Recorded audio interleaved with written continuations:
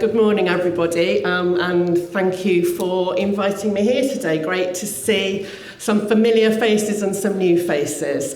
Really pleased to be here. So my session this morning, my talk this morning, is exploring how creativity and the arts can contribute meaningfully to dementia care, not as a sort of optional, extra, recreational add-on, but as something that is absolutely central to well-being, communication, identity and connection. But before I get into that part of the talk, I just wanted to really remind you or bring you to some newish research that shows how engaging in arts and culture can help to prevent dementia. Glasses on for this. So there is research that shows that when people are participating in cultural activities, so things such as visiting galleries, exhibitions, museums, attending the theatre or concerts, the preservation of memory and cognitive function. And this is research that was carried out on people over 50 over a period of 10 years. And in 10 years, over that 10 years, they saw that those people engaging regularly in those activities had much better memory preservation and cognitive function. And that was accounting, even after they'd accounted for variables such as education, social class, wealth, etc. So all of those variables were taken into account, and it still showed that improvement. They continued to do some further research on a study of approximately 10,000 older adults. And over 12 years, they showed that those who engaged regularly in cultural activities had a 43% lower risk of developing dementia. Again, accounting for variables. So bear that in mind. The caveat to that is that television and cinema does not show the same benefit. So there's something about the live experience which is engaging a different part of our brain, apparently. You can find out more about it in this book, which I'm not on commission for, but I do recommend it. Art Cure by Daisy Fancourt, out just this year. It's got a whole section about dementia, but it's actually about the benefits of engaging in arts and culture for our health and well-being, full of tips for daily life. So I do recommend it. You can have a look at it on our stand if you come and visit us. Okay, but I'm going to move now to look at dementia care. And much of dementia care, understandably, focuses on things such as symptoms, clinical need, risk, safety. But we're all here today because we care about more than that. We care about the person beyond the diagnosis. And I'm just going to spend some time reminding you, because I know there are lots of people in this room who get this already, but reminding you of what creative health approaches can offer in preserving sort of humanity and agency and joy. So before we begin properly, though, I'd like to just try a very small exercise with you. I want you to think of a song that immediately takes you back somewhere really specific. It may be a school disco, a wedding, a holiday, a particular summer. You don't need to share this with anyone. Just have that song in your mind. And just notice how quickly the memory arrives. And just notice how sensory it feels. So yes, you've got the sound of the song, but what else are you experiencing? What are the smells, the tastes, the feelings that you have? How emotional does it feel? And notice how your body remembers it before your brain starts to explain it and go through it. Now, that ability to access emotion, identity, and connection through a creative act, music, doesn't disappear because someone develops dementia. And that's part of what my talk is about. So I'm Jayne Howard. I'm the founder and director of Arts Well, which is a social enterprise here in Cornwall that champions the role of creativity in improving health and wellbeing. I'm also the head of programmes at the National Centre for Creative Health, and I've been working exclusively in the field of creative health for over 20 years, after a similar amount of time working in healthcare. And over that time, I've taken a particular interest in the health, care and well-being of older people and people with dementia as part of that. First of all, I'm just going to give you a little description or a little definition of creative health, what we mean by creative health, because it's a relatively new term, but it's one that we're increasingly seeing being used. So creative health is really an umbrella term for creative activities and approaches that have benefits for our health and well-being. So the activities can include the things that you might think of as the arts, so literary arts, visual arts, crafts, performance arts, music, but it also includes things such as gardening and cooking, which are creative endeavours. And creative approaches involve different ways of thinking about services and how we design services.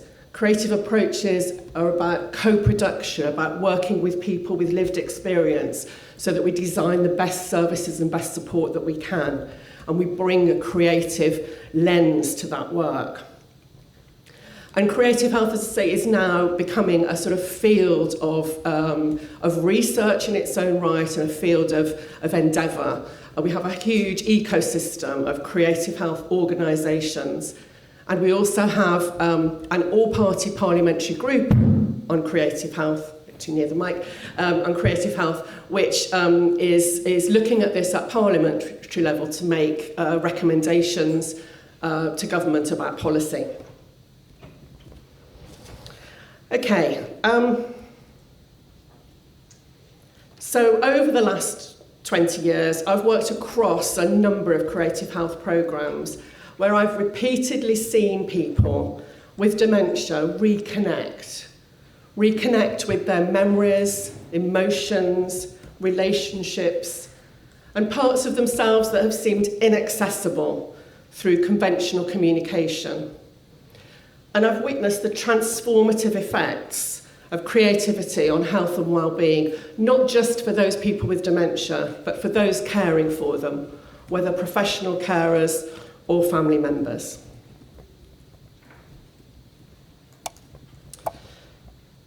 I'm going to start with this poem, which might be familiar to many of you. It's Names by Wendy Cope. She was Eliza for a few weeks when she was a baby, Eliza Lily. Soon it changed to Lil. Later she was Miss Stewart in the baker's shop, and then my love, my darling, mother. Widowed at 30, she went back to work as Mrs. Hand. Her daughter grew up, married and gave birth. Now she was Nana. Everybody calls me Nana, she would say to visitors. And so they did, friends, tradesmen, the doctor. In the geriatric ward, they used the patient's Christian names. Lil, we said, or Nana. But it wasn't in her file. And for those last bewildered weeks, she was Eliza once again. I often begin with this poem because it captures something fundamental about dementia care. The theme here isn't really about memory loss, it's about the gradual erosion of identity. Now, I think in our world today, in our care system today, I'd like to think that her name is in the file. I know there's been such a lot of work done to really improve that, but we do still see it. I had it just recently with my mother who was in hospital, and there was a whole issue around what she was called when she was in hospital. So this is about someone's loss of identity. This woman has been many things. She's been a daughter, a worker, a wife, a mother, a grandmother. But in that clinical environment, those layers have sort of collapsed into a single label. And this is where creativity and creative health become important, because creative approaches can help to restore individuality and history and personality and emotional recognition even when verbal communication becomes difficult. So how often do our systems unintentionally reduce people to diagnoses, tasks, or bed numbers? I know this is what we all want to avoid, and as I say, it is definitely getting better. And we all want to avoid that, and that's why we're here today. So I'm just wanting to help you to think about how bringing creativity into the work that you do and the support that you provide can help with that.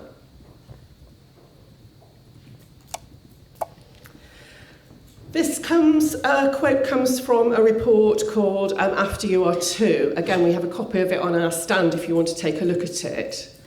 And this report looks at creativity in care homes for older people. And this is a really important quote, I think, because this quote reframes creativity as a right, not a luxury. So Article 27 of the Universal Declaration of Human Rights recognises participation in cultural life and the arts as fundamental. And people living with dementia do not lose that right after diagnosis. What may change is how we facilitate access to that right. And that's where sometimes we need specialised creative practice to come in. So practice where you can adapt communication styles, bring in different approaches, different ways of engagement. Think about sensory engagement. Think about pacing and participation so that people can meaningfully connect. So creativity isn't simply entertainment or a way to pass the time. It's about inclusion. It's about citizenship. It's about dignity. It's about our right to enjoy culture and the arts, whatever our cognitive abilities and our limitations and the constraints around us, we have that right.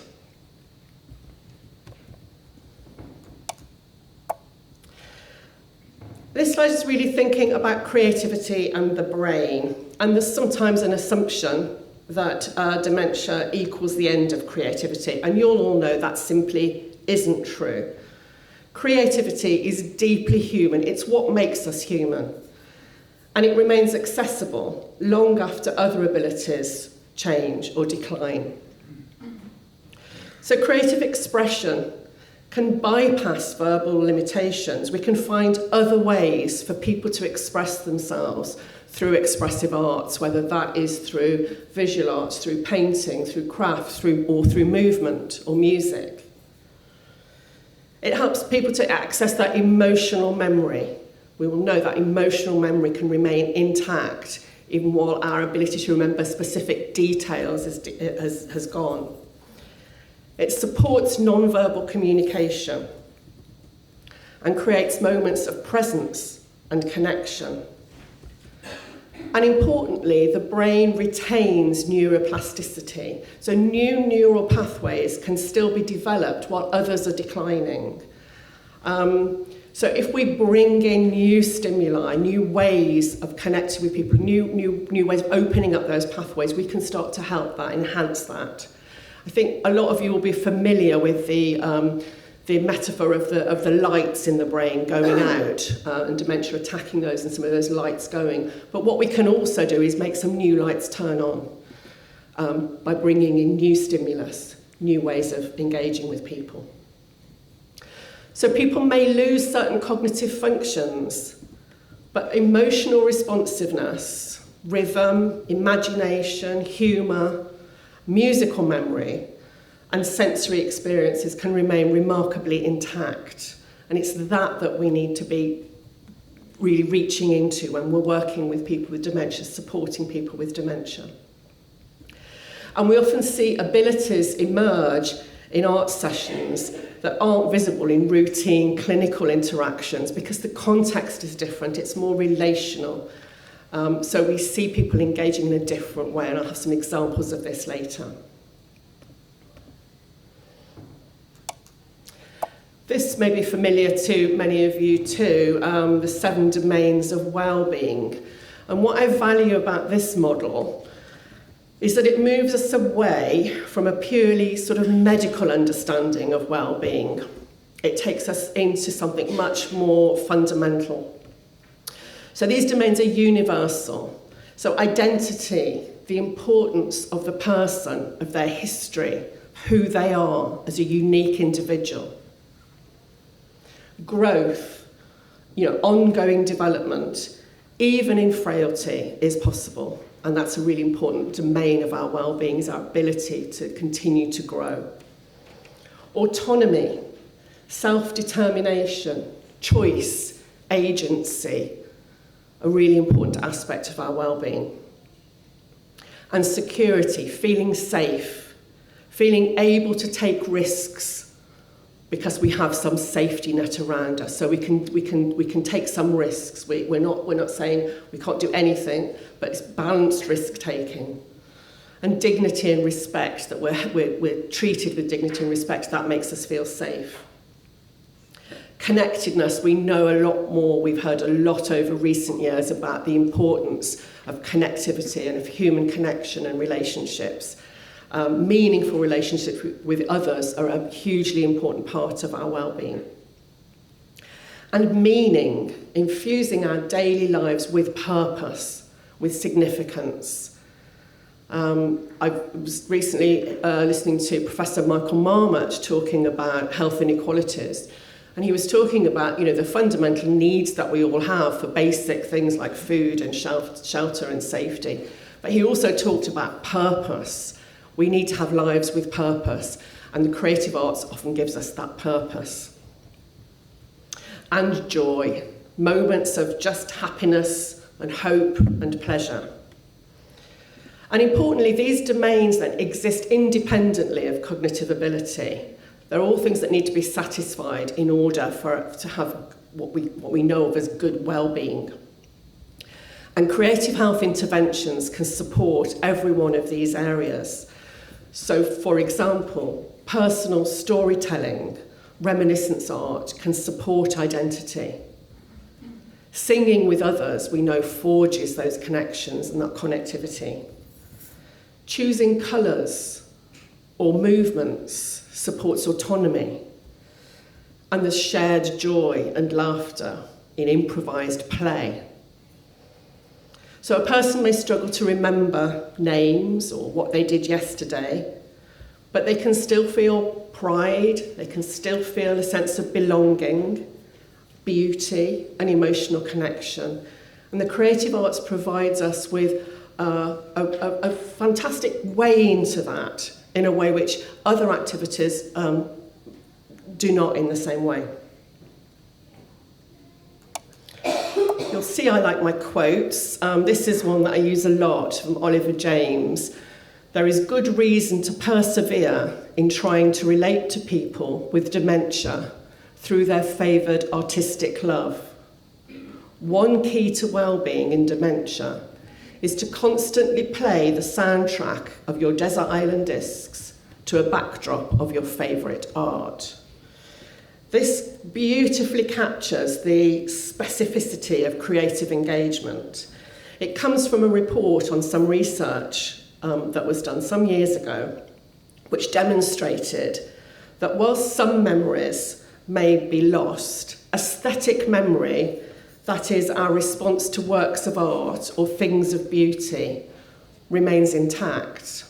So what the research did was they gave people with dementia postcards with images of works of art on them, not famous works of art, but just a whole lot of different types of works of art.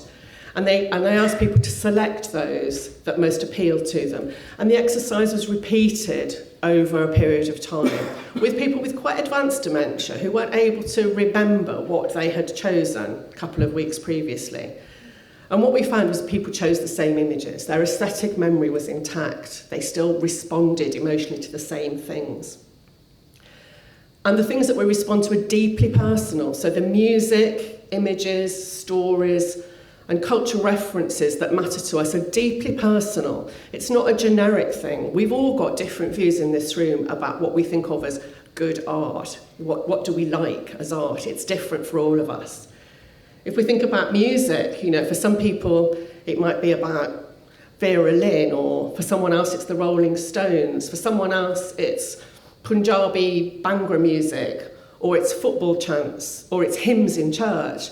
We've all got different responses to those things. And the most effective creative work that we do with people, not just in dementia but generally, is person-centred. It's about what matters to them. So finding out what is it, what's that person's artistic love, and enabling them to access that is really important.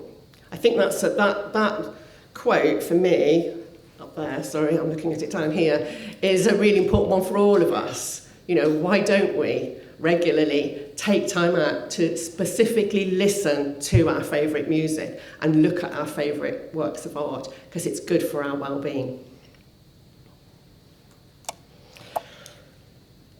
So I've said there's lots of growing evidence and research around this, and the evidence, it really is growing and it continues to grow. There's a lot of work going on around creative health more generally, and in creative health and dementia specifically.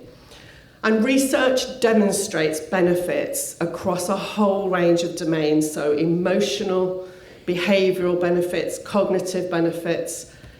So, for example, emotional benefits include such things as reduced agitation, less stress, positive emotional responses. We see social benefits in greater interaction, improved communication, and increased engagement. And we know when we've been going into a setting, working with people with dementia over a period of time, that maybe the first couple of weeks there are a couple of people who aren't engaging. They're just sitting on the periphery, observing. But over time, they will start to engage in activity because they can see other people enjoying it. They want to take part, and we see that engagement continue. And then there are cognitive benefits, such as attention span, verbal fluency, memory recall, ability to name things. But alongside these sort of more measurable outcomes, there's another layer that's harder to quantify, but absolutely vital. So we see moments of recognition. We see people's confidence. We see moments of connection and pleasure and joy. And I think this is why many creative practitioners say that working with people with dementia is their favourite creative practice. It's their favourite piece of work because they get so much back from it. They offer a stimulus, they offer a prompt, they offer a way of engaging, and it is taken up, and they can see the change in people almost immediately, and then it continues. And I know a number of people in this room who've worked with people with dementia over years who will say, yeah, they love it. They do it because they love it. So how do these art forms work? And the different art forms have different types of impact. So music and singing. Music is often one of the most powerful sort of arts modalities, because musical memory can remain accessible even in advanced dementia. There is a book called The Singing Neanderthal, and I can't remember who wrote it, sorry, but you can look it up. But it's very interesting. It looks at how music is one of the first things we respond to as a human, and it's one of the last things to leave us. And if you think about that, you think about children, they are singing nursery rhymes and songs before they know what the language means, before they have language, but they're singing along with that. The music is hugely important to us as humans, and it is the last thing to leave us. So it remains really accessible. So music and singing, we know, are very powerful. I'm going to give this example, and those of you who've heard me speak about dementia before may well have heard this example, because it has lived with me for many, many years, and it's incredibly powerful, incredibly moving. But some years ago, we were working in a care home here in Cornwall, at a music and singing session, and there were a group of residents in the care home, and the staff brought in a lady, and they said, she won't join in. She hadn't spoken for 4 years. She won't join in, but she might enjoy listening to it. And she sat in the circle. And so, right, she didn't join in. You could occasionally see a little foot tap or whatever. And then the facilitator, the singer, suddenly began singing a song. And I can't remember what song it was now, bizarrely. But she started singing a song. And this lady obviously knew this song. And her head went up. And she joined in the singing. And the staff were all like, oh my goodness, she hadn't spoken. She hadn't spoken for 4 years. And we had staff in tears and people just... But then, and this is the thing that does really get to me still, then she stood up from her chair, and she was a Welsh lady, and she sang a song in Welsh, completely unaccompanied. I'm getting chills now, honestly, just remembering it. It was so beautiful. It was so powerful. Suddenly, for that moment, she was someone. She was this person. She wasn't this woman who's not going to join in. She passed away a few weeks after that. But she had a niece, I think it was, who was with her at that session, who said to us how wonderful it was that she'd been able to see that happen. It was quite amazing. And I know that any of you who've worked with people with dementia and worked with music and singing will have moments like that. But that one really sticks with me. It was the fact that she stood up was phenomenal. It shows you what we're capable of when we really want to engage, when we've got something important to say. Dance and movement. Also, movement enables that expression without words. It supports our physical health. It supports our, coordination and embodiment. But it supports social interaction. An invitation to dance and a response to that is a social interaction. And we've seen examples where partners, husbands and wives, have found a connection through a dance, through some movement that they can do together, which they haven't been able to do through conversation. We've seen such joy on people's faces when they're moving and dancing with other people. And what we also observe is that people will extend their range of movement when they're dancing, as opposed to when they're doing exercises. So if you ask people to reach up and do exercises, they'll reach so far, but they'll be self-limiting. They're like, oh, I can't reach up there. I'm just going to go here. But if we've got some ribbon going around, if we've got something there that people can get, they're reaching for it, they're going for it. It's a different type of engagement, a different type of interaction.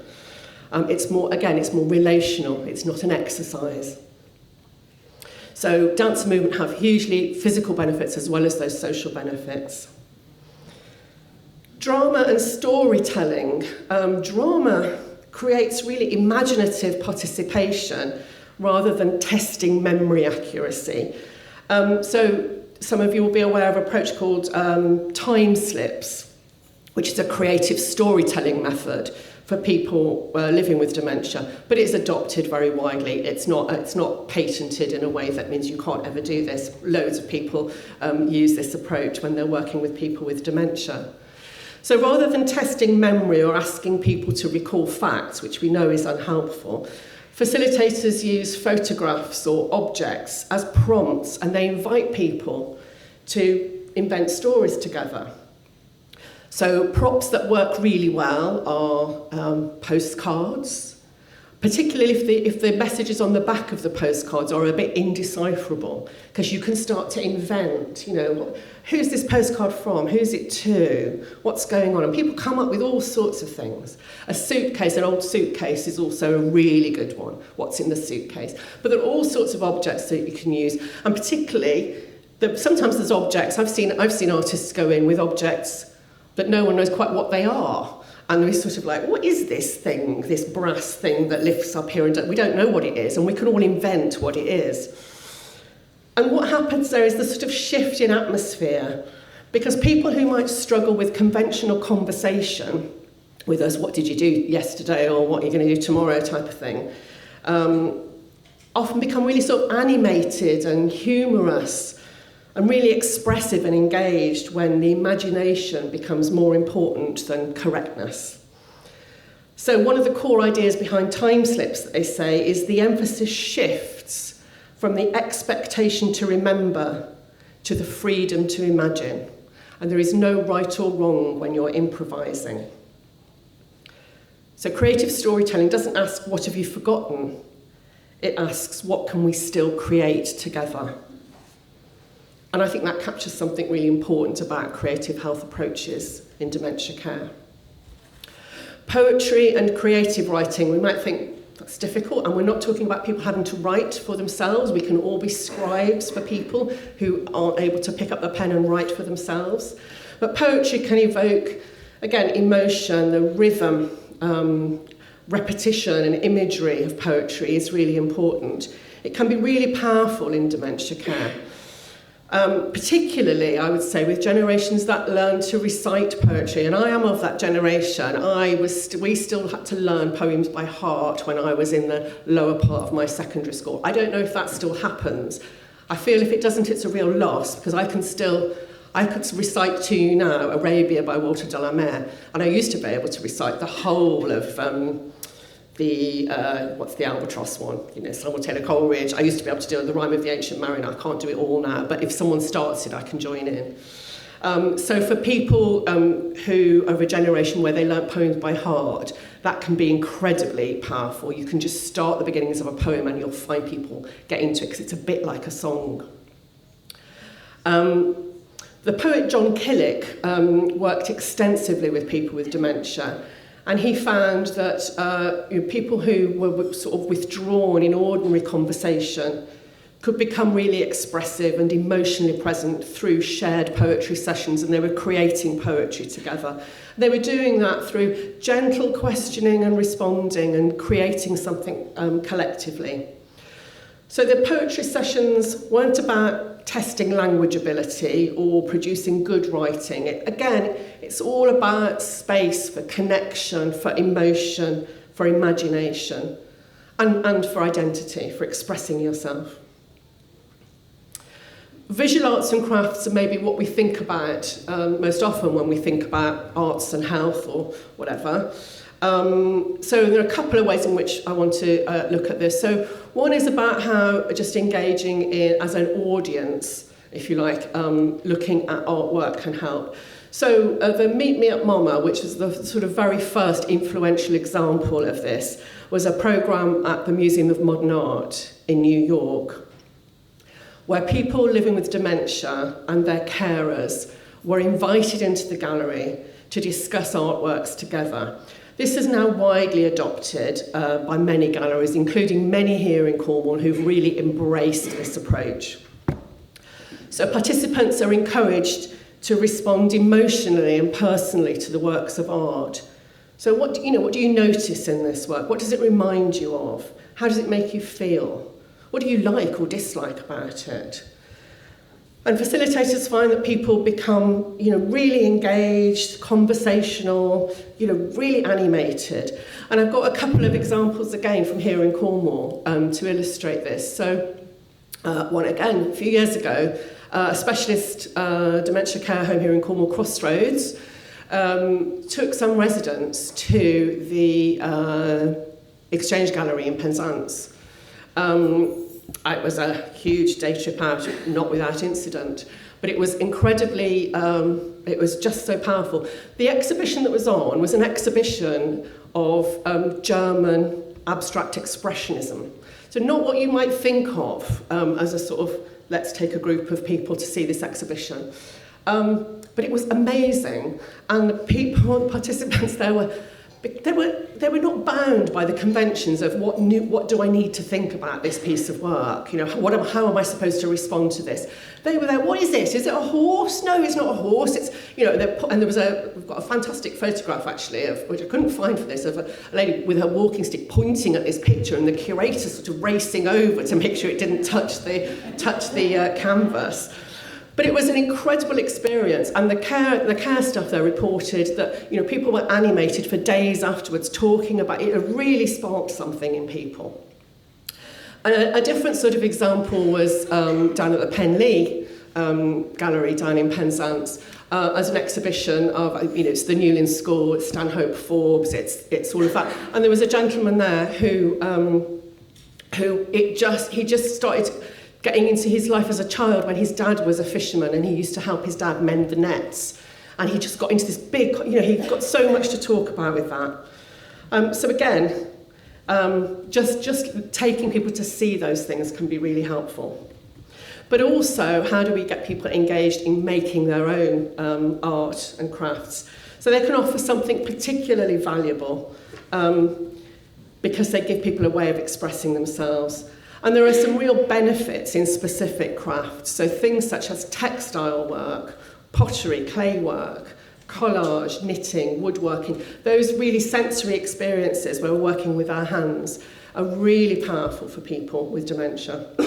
And you'll have a chance, those of you coming to our workshop this afternoon, you'll have a chance to play with some textiles and experience that for yourself. And again, an example, this was a care home, it was also down in Penzance. We had an artist in residence working in there, and he did some clay work with the residents. And they made little tiny clay, little pots, little thumb pots, little tiny cat someone did, and a horse. And there was a little pot with a little thumbprint in it. And the son of the man who made it, he just said, this is so important to me because this was his father's thumbprint in this pot. This was a piece of work that he would have when his father had gone. There was a piece of his father there. So important, so powerful. They were just beautiful. They were tiny little pieces, but they were exhibited and they were so moving for us all to see, and to see people, the work that had gone into that. Again, as well as, the benefits that people got from working with that clay. So, it supports sensory stimulation, fine motor skills, rhythm, routine, things about identity and lifelong skills as well. We have a thing called muscle memory, which again I'm sure you're aware of, where people they can still do something even though they don't know what it is. So again, I have an example. My husband is a printmaker. There's an artist who lived by us who died a few years ago, and he had an early onset dementia, and he was a printmaker, and he used to do lots of printmaking. And he came into John. He used to wander around Falmouth and Penrhyn. We used to see him quite often. And he came into John's studio one time, and he saw these presses, and John was saying, "Well, you used to do this. You know what this is." And he was like, "I don't know what you're talking about. I don't know what you mean." And John was saying, "You can do a print." So he got Patrick to pull a print. So Patrick started, and he knew exactly what to do. He knew how to ink up the plate. He knew how to put it on the bed. He knew how to put the blankets down, turn the press. And he was like, I don't know what this is. I don't know what this is. But he knew it because his muscle memory was there. He'd done it so many times. And I've seen it as well with people who know how to thread a sewing machine. If you're a regular sewer and you do a sewing machine, you always know how to thread a sewing machine. I could do it now, blindfold. And again, I think wasn't here, it was at, that big place near Newquay. We had a conference there some years ago, and we had some sewing machines for people, and there was a lady came with her daughter, and her daughter said, "Oh, Mum used to like to sew." And I said, "Oh, she can sit down and have a go." Oh, no. And then the woman sat down and she knew how to thread the stitch. She didn't know what she didn't have any concept. She wasn't able to articulate concept of what she was doing, but she knew how to thread that machine. So again, we can provide things for people that access their skills that they've had in the past. And I think the important thing there is those activities then move people from being a person with dementia that we're sort of observing to somebody who's actively expressing themselves.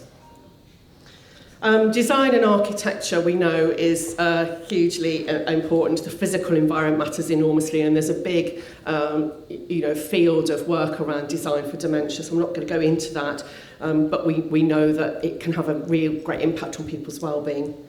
And one of the newer areas in creative health is the use of immersive digital arts and virtual reality experiences.